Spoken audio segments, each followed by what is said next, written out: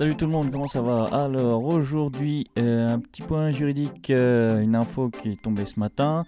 Il s'agit, l'histoire c'est BIP TV, donc une télévision locale, je sais pas si régionale, en tout cas départementale, dans l'Indre, qui envoie une journaliste couvrir c'est pas le truc des Gilets jaunes, mais c'est la manifestation contre la loi anti-casseurs que j'ai vu passer au JO, mais j'aurais pas le temps de regarder, de faire quelque chose dessus, donc voilà.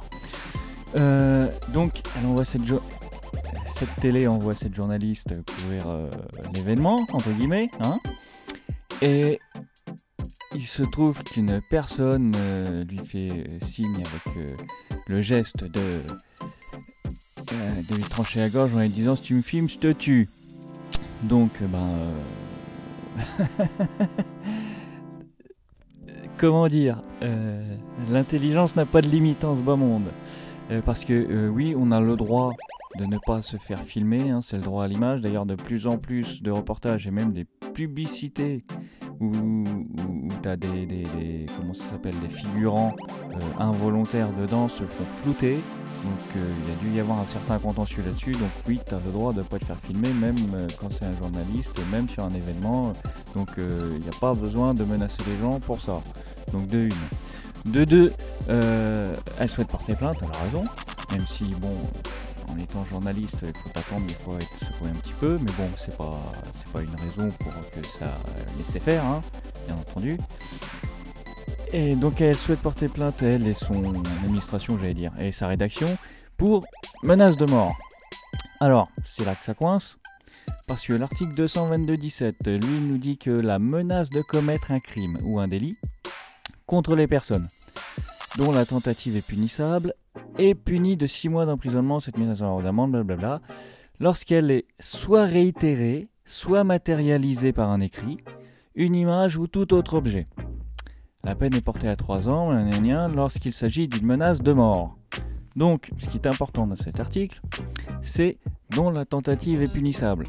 Hein, c'est-à-dire que cet article ne parle pas que de la menace de mort, mais de tous les crimes et délits dont la tentative est punissable. Et c'est cet article qui aggrave le délit de menace de mort. Et dans tout ça, surtout, principe d'interprétation stricte du droit pénal oblige. Regardez la vidéo principe généraux du droit pénal, merci. Elle énonce les critères qui rendent éligible, j'allais dire, les critères qui caractérisent l'infraction. Donc il faut que pour ce fait, la menace doit être réitérée. Et réitérer dans le temps. Il suffit pas de te pointer devant quelqu'un et lui dire je vais tuer et après voilà, il va porter plainte parce que tu as dit 3 fois que tu allais tuer. Donc c'est pas comme ça que ça marche.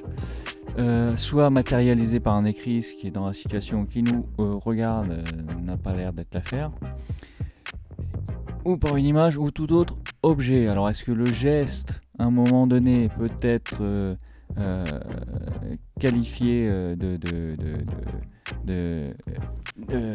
moyen de matérialiser la menace?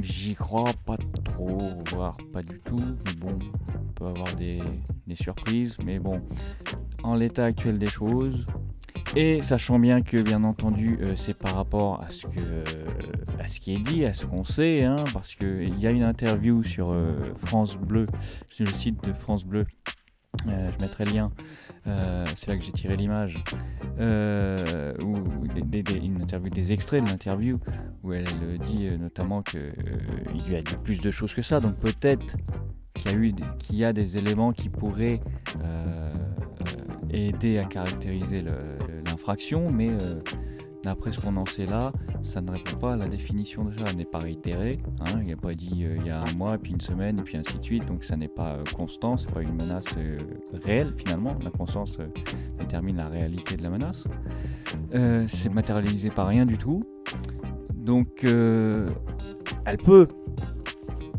et sa direction peuvent évidemment se plaindre de ce type d'exaction, d'agissement, mais s'ils y vont au motif de la menace de mort, ils risquent d'être déçus de la justice française, hein.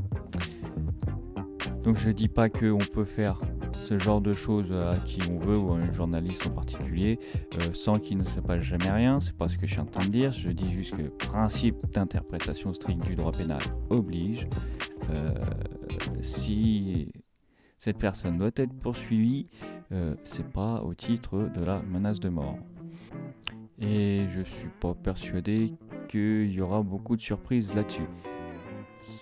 Cet agissement peut être puni, oui, mais pas à ce titre-là. Voilà. Sous réserve d'autres éléments qu'on ne connaît pas, bien entendu.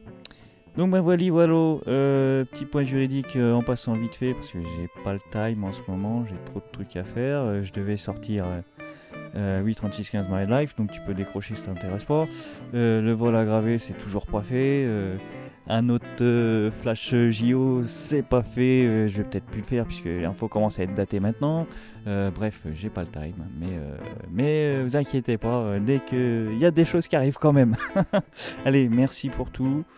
À la prochaine. Et puis like, partage, commente. Et puis ciao, merci. Allez, bonne journée.